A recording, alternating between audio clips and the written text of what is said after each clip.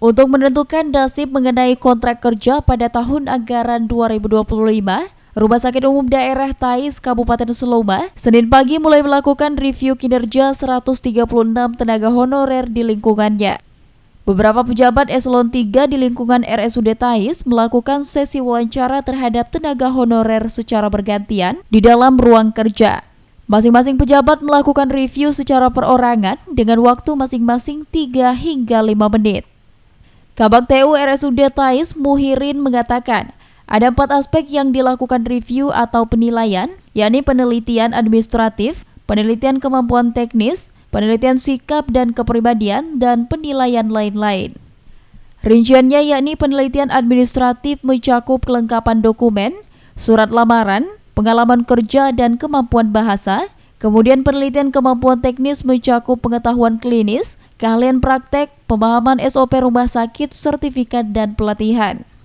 Dengan penelitian sikap dan kepribadian yakni mencakup komunikasi, kerjasama tim, etika profesi, dan kepemimpinan, dan terakhir yakni penilaian lain-lain, mencakup kesesuaian dengan budaya rumah sakit dan fleksibilitas dan adaptasi. Review ini perlu dilakukan dengan harapan dapat meningkatkan kinerja tenaga honorer RSUD Tais di tahun selanjutnya. Jadi pemanggilan honorer yang telah honorer di RSUD Tais tahun 2024 untuk review kinerja.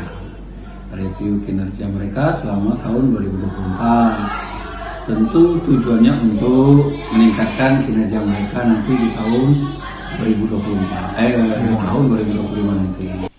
Tidak hanya berpatokan dengan hasil penilaian saat wawancara, namun nantinya manajemen RSUD Tais juga akan menanyakan mengenai keseharian tenaga honorer tersebut selama bertugas. Ini akan jadi pertimbangan tambahan untuk melanjutkan kontrak. Namun kebutuhan tenaga kontrak di RSUD Tais saat ini tak sebanding dengan anggaran yang disetujui DPRD Seloma.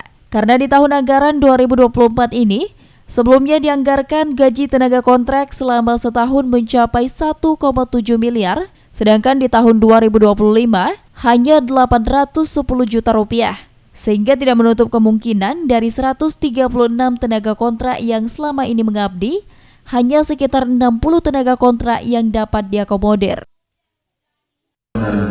Untuk sementara ini anggaran di RSUD Tais untuk tahun 2025 di SIPD itu ada anggaran 810 juta yang tersedia. Sementara di tahun 2024 dana tersedia 1.777 juta rupiah kurang lebih. Jadi itu nanti kalau tidak ada penambahan dana, maka tentu kita bisa mempekerjakan honorer yang bisa kita bayar itu sekitar 60-an.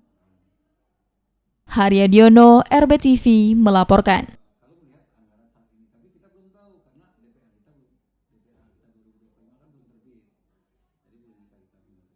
Untuk SK-nya sendiri kapan itu?